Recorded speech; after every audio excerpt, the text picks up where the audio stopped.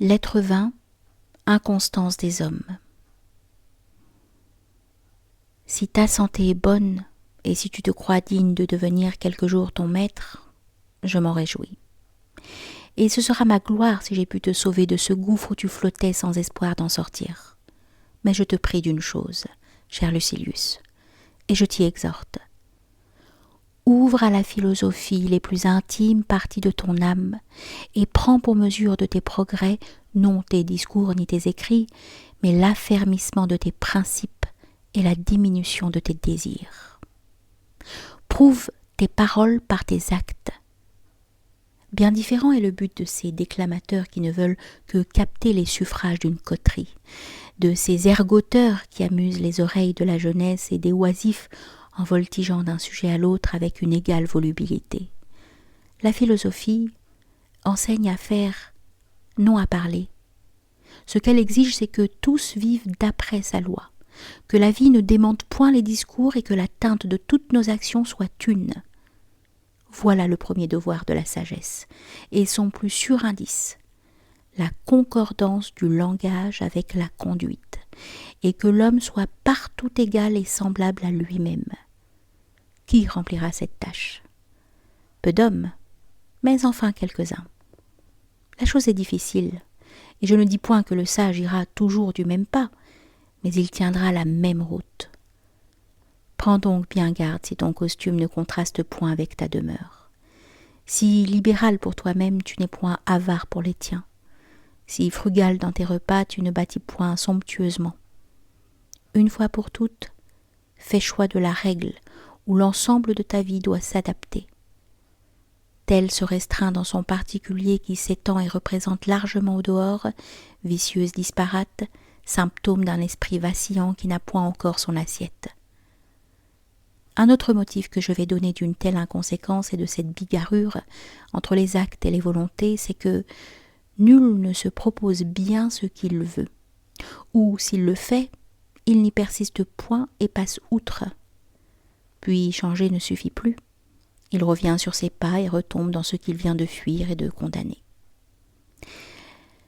Laissant donc de côté les anciennes définitions et pour embrasser tout le système de la vie humaine, je puis me borner à dire en quoi consiste la sagesse. À toujours vouloir ou ne vouloir pas la même chose. Il n'est pas besoin d'ajouter la brève condition, pourvu que nos vouloirs soient justes, car la même chose ne peut toujours plaire au même homme, et si elle n'est juste. Or le vulgaire ne sait ce qu'il veut qu'au moment où il le veut. Mais nul n'a une bonne fois décidé ce qu'il voudra ou ne voudra pas. Nos jugements d'un jour à l'autre varient et se contredisent. Chacun presque traite la vie comme un jeu de hasard. Tiens donc ferme à ton œuvre ébauchée, et peut-être atteindras-tu à la perfection, ou à ce degré que toi seul sentiras ne pas être la perfection. Tu t'inquiètes de ce que deviendra la foule de tes familiers? N'étant plus nourrie par toi, elle se nourrira elle-même. Et ce que tout seul tu ne démêlerais point, la pauvreté te l'apprendra. Elle retiendra près de toi les sûrs, les vrais amis, tandis que s'éloigneront tous ceux qui cherchaient en toi autre chose que toi. Et ne saurait-on aimer la pauvreté même à ce seul titre qu'elle nous fait voir qui nous aime? Oh, quand viendra le jour où nul ne mentira plus pour te faire honneur, voici donc où doivent tendre les réflexions, tes soins, tes souhaits, en quittant Dieu de tout le reste. Vivre content de toi-même et des biens que tu puiseras en toi. Est-il un bonheur plus à ta portée? Descends à l'humble rang où la chute n'est plus possible. Et pour que tu le fasses de meilleur cœur, je rattacherai à mon texte le tribut de cette lettre que j'acquitte à l'instant. Dusses-tu m'en vouloir, c'est encore Épicure qui se charge de l'avancer pour moi. Il dit « Tes discours imposeront bien plus, crois-moi, prononcés de ton grabat et sous les haillons. Ce ne seront pas des mots seulement, mais des exemples. »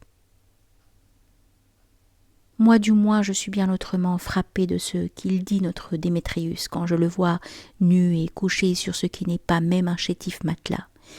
Il n'est plus précepteur de la vérité, il en est le vivant témoin. Il dit « Quoi ? Ne suffit-il donc pas, quand on a les richesses, de les mépriser ?»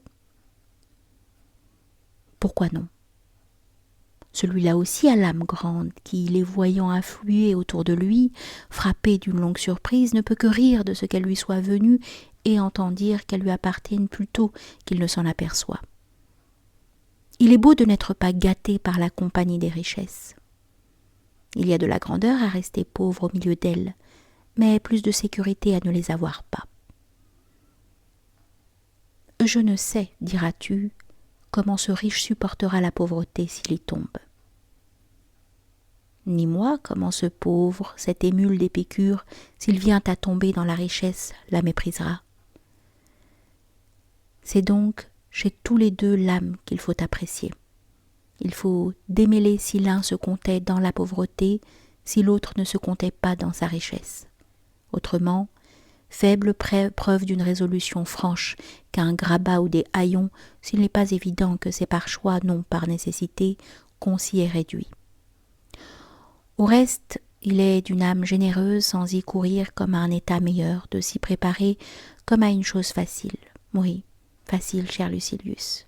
Agréable même quand on l'aborde après longue et mûre réflexion. Car là se trouve un bien sans lequel rien ne nous agrée, la sécurité.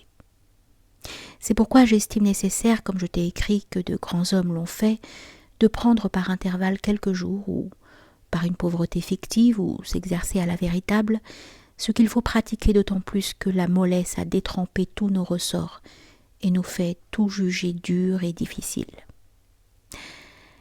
Ah, réveillons-nous de notre sommeil, aiguillons-nous notre âme, et lui rappelons quel fond maudique la nature constitue à l'homme. Nul n'est riche en naissant. Quiconque vient à la lumière est tenu de se contenter de lait et d'un lambeau de toile. Et après de tels commencements, des royaumes sont pour nous trop étroits.